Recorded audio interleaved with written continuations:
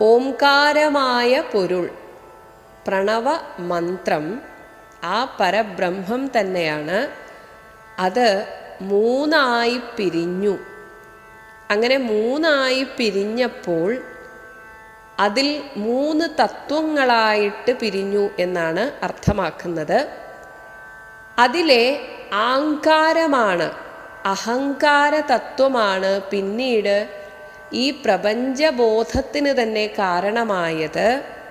എന്നാൽ ആ അഹങ്കാരം നമ്മുടെ ഉള്ളിൽ നിൽക്കുമ്പോഴും ആ അഹങ്കാരത്തിന് താൻ തന്നെയാണ്, താൻ എന്ന ജീവാത്മാവാണ് സാക്ഷി, സാക്ഷിയായിട്ടിരിക്കുന്നത്.